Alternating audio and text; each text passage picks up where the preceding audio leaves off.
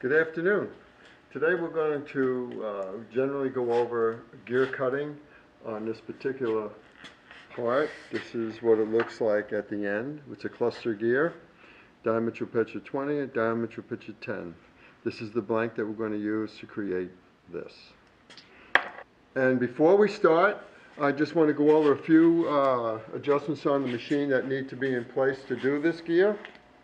And the application is, this is our on-off starting button, and this is our clutch to engage and disengage the spindle.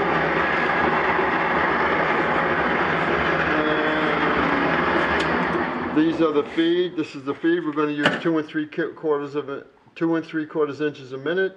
We're going to use about 200 spindle speed. And these can be adjusted to whatever we choose. This is comfortable for what we want to do.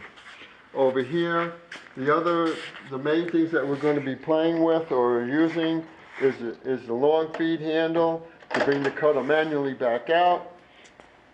We have the automatic that we're going to use to actually cut the gear at 2 3/4 feet per minute, inches per minute that is.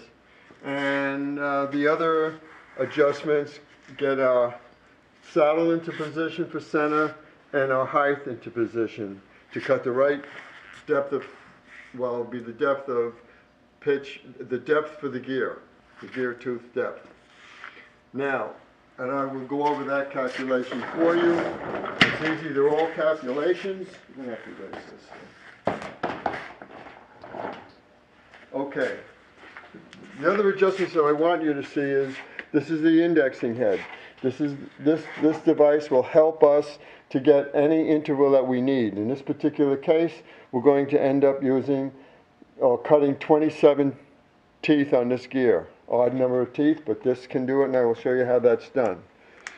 This here is a friction lock to lock the backlash out of the chuck for cutting. It has to be adjusted every time. And over here, the thing that we're going to be using also is the indexing plate with the correct number of holes in it to help us get the intervals of 27 teeth. These are sector arms, and this is the rotation to give us the turns that we need to bring the chuck into position. This is a 40-to-1 indexing head. 40 revolutions of this has this go once. 40-to-1.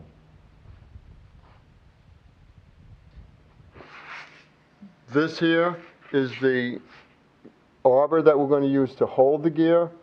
Everything is on this arbor. The accuracy of the gear is the accuracy of this. This is our foot stop. This is going to help keep the front of the arbor steady during cutting. It has several adjustments. The one adjustment is laterally locking it to the table. On the reverse side, if you come over here, you'll see we have several more adjustments. You have an azimuth adjustment for center, and this can be reversed for a small center and a large center. This gets loosened to give you your adjustment. This back one gives you azimuth, tilt. You can actually tilt the foot stop. That's set also. This middle one actually lets us remove the center from the arbor, and we're going to be using this one only. When we get it in position, we tighten it. Then when we're done, we want to remove it. We loosen this, and then we can move it back. And that's done simply by rotating this handle right here. Once that's loose, you'll be able to move this in and out to give us what we need to get the clearance to get the gear out. That pretty much sums up everything on this machine that we're going to be using at this time.